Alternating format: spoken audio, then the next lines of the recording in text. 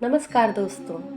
सुबह की पावन वेला में मैं आपकी दोस्त वंदनी एक बार फिर अपने तहे दिल से आप सभी का स्वागत करती हूँ। आपकी नई सुबह इतनी सुहानी हो जाए, दुखों की सारी बातें आपकी पुरानी हो जाए, दे जाएं इतनी खुशियाँ ये दिन कि खुशी भी आपकी दीवानी हो जाए। इसी शुभकामना के साथ आज भोर के इस प्रथम पहर में हम चर्चा करेंगे ऐसे मंत्र की जो प्रत्येक धार्मिक पूजा पाठ अनुष्ठान एवं प्रार्थना इत्यादि में किया जाता है, साथ ही जिसका हम सभी मनुष्यों के जीवन पर अत्यंत महत्वपूर्ण प्रभाव पड़ता है। वह मंत्र है यजुर्वेद में वर्णित शांति मंत्र। दोस्तों, हमारे शास्त्रों में ऐसे कई मंत्र बताए गए हैं जिनका जाप करने से बहुत से लाभ प्राप्त होते हैं, साथ ही मनुष्य जीवन में उत्पन्न होने वाली समस्याओं का समाधान होता है एवं सुख शांति की प्राप्ति होती है। कहा जाता है कि वेद दुनिया के प्रथम धर्म ग्रंथों में से एक है। इसके साथ ये भी मान्यता है कि चारों वेदों ऋग्वेद, सामवेद, यजुर्वेद, अथर्ववेद के आधार पर ही दुनिया के अन्य धर्म ग्रंथों की उत्पत्ति हुई, जिन्होंने वेदों के ज्ञान को अपने अपने अलग अंदाज और अपनी अपनी भाषा में प्रस्तुत किया है। इन चारों वेदों में मानव जीवन की प्रत्येक समस्या का समाधान प्राप्त है। अगर हम शांति मंत्र की बात करें तो इसमें कुल मिलाकर जगत के समस्त जीवों, वनस्पतियों और प्रकृति की शांति की प्रार्थना की गई है। यह शांति मंत्र इस प्रकार है: ओम द्योम शांति अंतरिक्ष शांति पृथ्वी शांति आप शांति औषधयः शांति वनस्पतयः शांति विश्वेदेवाः शांति ब्रह्मं शांति सर्वं शांति शांतिरेव शांति सा मां शांतिरेधि। ओम शांति शांति शांति। अर्थात हे परमात्मा स्वरूप, शांत कीजिए। वायु में शांति हो, अंतरिक्ष में शांति हो, पृथ्वी पर शांति हो, जल में शांति हो, औषधियों में शांति हो, वनस्पति शांति हो, विश्व में शांति हो, सभी देवता गणों में शांति हो, ब्रह्म में शांति हो, सभी में शांति हो, चारों ओर शांति हो। हे परमात्मा परमेश्वर, शांति हो, शांति हो, शांति हो। शांति मंत्र शांति के लिए की जाने वाली एक प्रार्थना है, जिसे अनुष्ठान, धार्मिक पूजा एवं संध्या प्रार्थना के वक्त किया जाता है। हमारा शरीर पंच तत्वों से मिलकर बना है। किसी भी एक तत्व की कमी या अधिकता होने से स्वास्थ्य प्रभावित होता है। इसी प्रकार समस्त ब्रह्मांड, पृथ्वी, आकाश, जल, वायु सभी के सामान्य व्यवहार से ही मानव जीवन संभव होता है। यदि इनमें से कोई भी असामान्य व्यवहार करे तो जीवन का नाश होता है। इसीलिए इन सभी अवयवों से प्रार्थना की जाती है कि वे सामान्य रहें।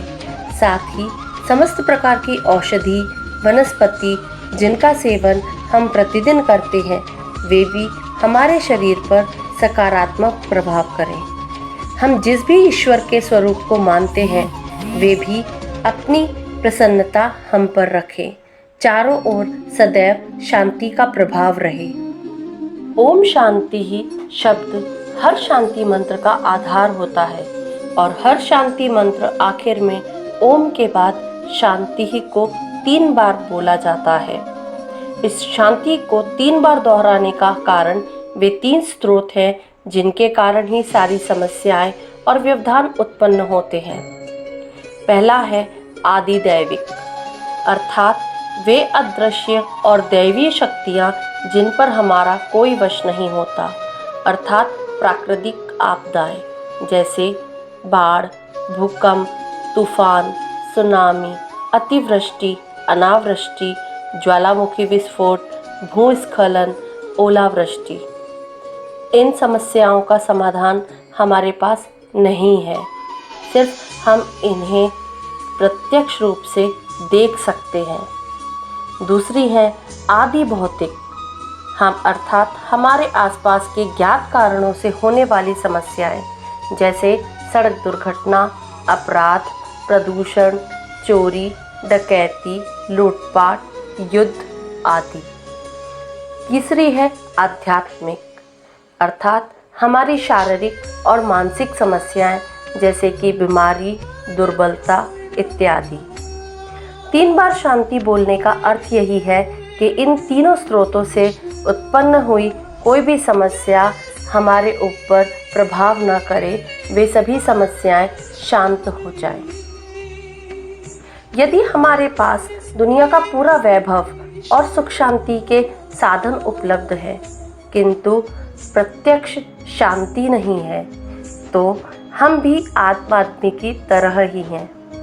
संसार में मनुष्यों द्वारा जितने भी कार्य अथवा उद्यम किए जा रहे हैं, सबका एक ही उद्देश्य है, शांति की प्राप्ति। सबसे पहले तो हमें ये जान लेना चाहिए कि शांति आखिर क्या है। शांति का केवल अर्थ यह नहीं है कि मुख से चुप रहें, अपितु मन का चुप रहना ही सच्ची सुख एवं शांति का आधार है। कहते हैं जहाँ शांति है वहीं सुख है, अर्थात सुख का शांति के साथ गहरा रिश्ता है। लड़ाई, दुख और लालच भंग करने के लिए शांति सशक्त औजार है। कई लोग कहते हैं कि इसके बिना शांति नहीं हो सकती। इसके साथ ही भौतिक सुख साधनों तथा अन्य साधनों से शांति होगी, यह कहना भी सत्य नहीं है। यदि इससे ही शांति हो जाती तो हम मंदिरों के चक्कर नहीं लगाते। धन दौलत और संपदा से संसाधन खरीदे जा सकते हैं, परंतु शांति नहीं। हम यही सोचते रह जाते हैं कि यह कर लूँगा तो शांति मिल जाएगी, वह कर लूँगा तो शांति मिल जाएगी, परंतु आवश्यकताओं को पूरा करते करते समय निकल जाता है और ना तो शांति मिलती है, ना ही खुशी प्राप्त होती है। खुशहाल पारिवारिक जीवन के लिए पहले ज़रूरी है कि शांति रहे। जहाँ शांति है वहीं विकास संभव है, और जहाँ विकास है वहीं सुखों का आधार है। इसलिए अमूल्य शांति के लिए सबसे पहले हमें अपने आप को देखना होगा, अपने बारे में जानना होगा कि मैं कौन हूँ, कहाँ से आया हूँ और हमारे अंदर कौन कौन सी शक्तियाँ हैं जो हम अपने अंदर ही प्राप्त कर सकते हैं। शांति का सागर परमात्मा है। हम आत्माएं परमात्मा की संतान हैं, और जब हमारे अंदर शांति आएगी तो हमारा विकास होगा। जब विकास होगा तो वहाँ सुख का साम्राज्य होगा। यह प्रक्रिया बिल्कुल सहज और सरल है।